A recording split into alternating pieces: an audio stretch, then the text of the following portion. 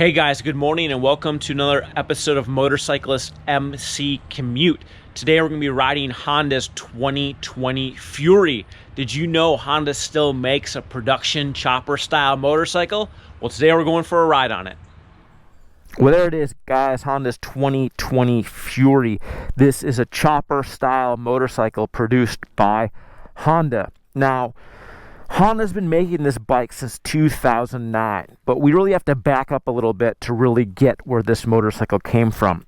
In the early 2000s, mid-2000s, the chopper motorcycle scene was out of control.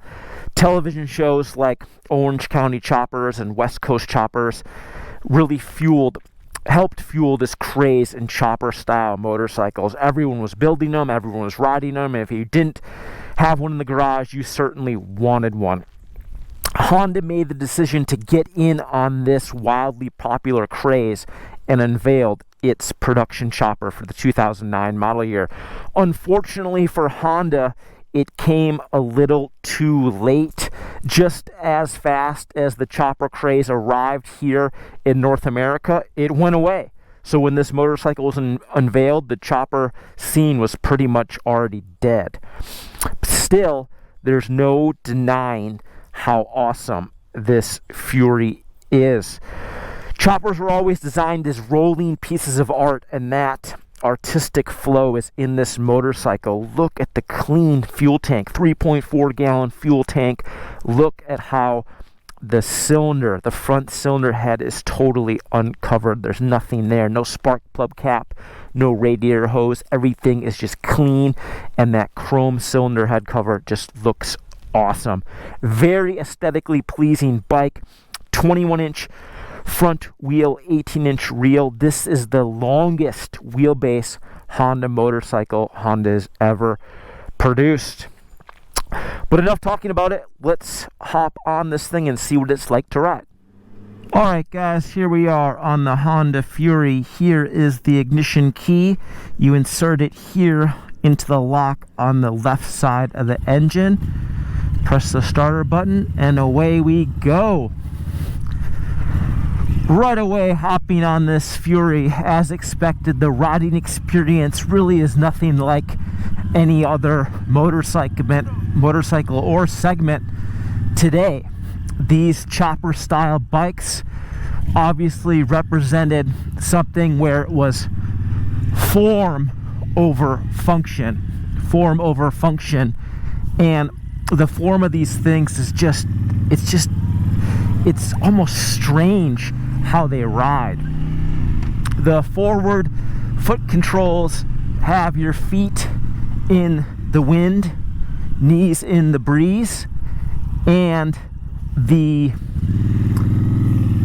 handlebar sweep it's rather far back, but it just feels odd.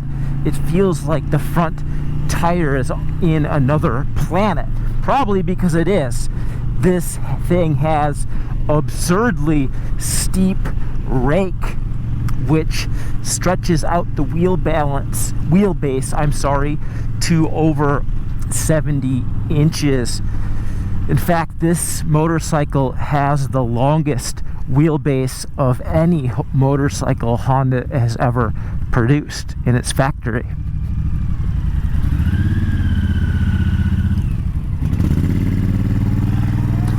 The seat on the Fury really supports your rear end. It cups. It almost has like a small dish that just perfectly cups your rear end. This Fury is not outfitted with passenger accommodations, but you can purchase passenger accommodations as an accessory. Of course, because of the V-twin engine configuration, the bike feels very slim between your legs. At 663 pounds with a full tank of gas, this thing is no featherweight, yet at the same time, it's actually quite impressive how agile it is for something that has such a long wheelbase, something that has such an extreme rake angle. For it to be this maneuverable, it's really impressive.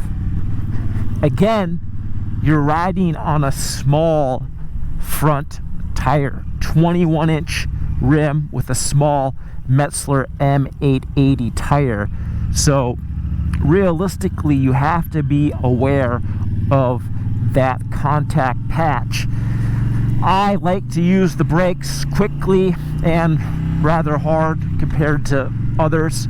So when I'm braking on this motorcycle, I have to be really aware of being careful on the front brake, because the front wheel is so far out in front of you and there's such a little amount of weight on it, and the fact that it's so small that you can easily lock up the front tire if you are too greedy.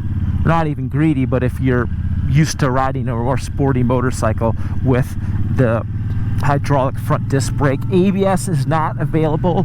It's not on this bike, but you can purchase ABS Furies. They did make that bike. Powering this Fury is a 1312cc overhead cam V twin, 52-degree V angle, so a little bit wider than the Bar and Shield brands V twin. But God, this thing has such a nice rumble to it, such a pleasing sound. The character of the engine, well, it's fun. It's got good sound. It sounds good sound, good engine power, good torque delivery. Let's sneak ahead of these guys real quick. 73 pound-feet of torque available at that 200 series back tire. Just over 57 horsepower. So nothing to write home about in terms of horsepower, but just the torque feel. This thing really has a nice power delivery. Sounds the part, feels the part, has a nice rumble between your legs. You can feel the engine vibration through the handlebar and foot controls, but it's not off-putting. It really adds to the sensory experience of this motorcycle. It's worth noting that this engine configuration has twin counterbalancers, and the vibration that the engine offers really is nicely tuned. The engine puts power back through a 5-speed manual transmission and a cable-actuated clutch. The clutch has some weight to it compared to other Honda motorcycles that go from wispy clutches to pretty good natural progression. This thing it's probably one of the heaviest clutch levers I've used on a Honda in quite some time, but I like it.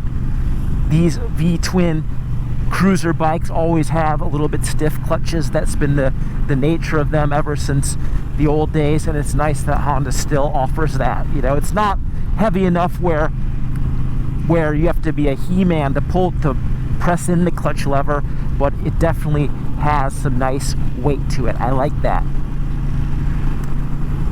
Transmission shifts through each of its 5 cogs nicely. Nice audible thud when you're in gear.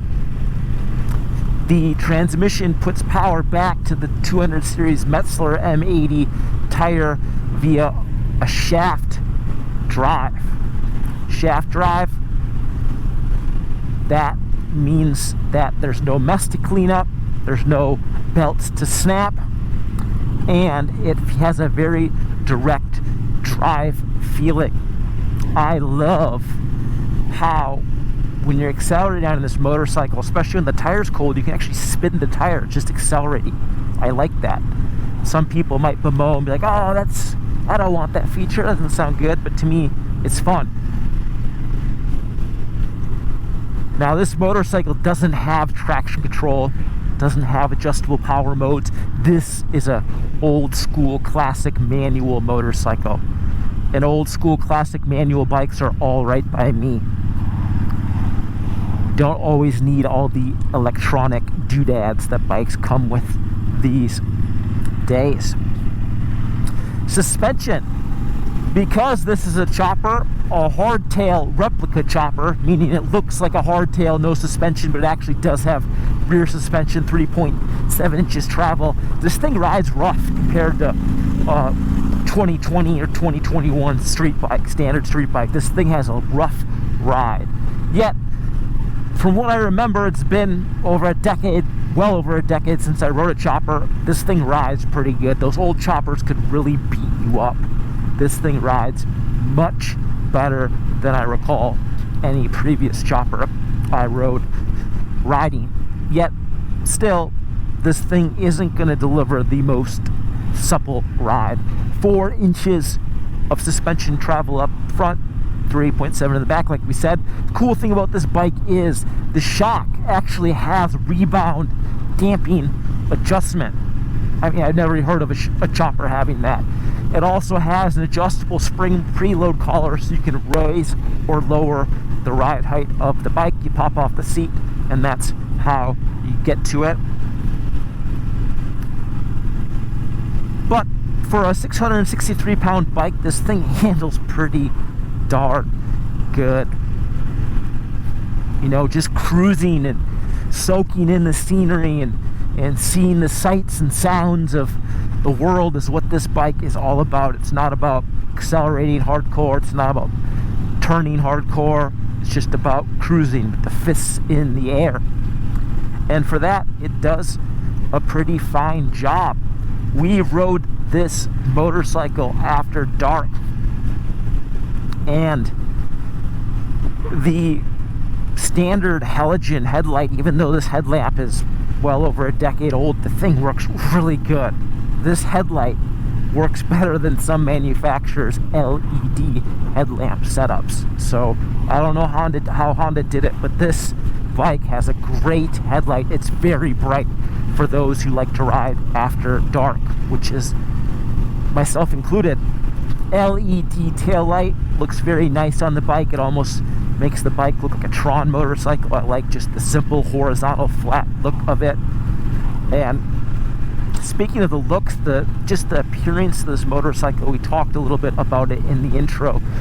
This bike is just so aesthetically pleasing. I love the proportions. I love the shape. I love how Honda engineers actually took some time to make the thing look like an authentic, real chopper that would cost 40, 50, 60 grand back in the day. But this thing only cost $10,600. Absolutely amazing that you can have a motorcycle with this kind of fit and finish and quality. And of course, choppers aren't my thing, but for $10,600 to be able to relive that experience, oh my god, what a steal.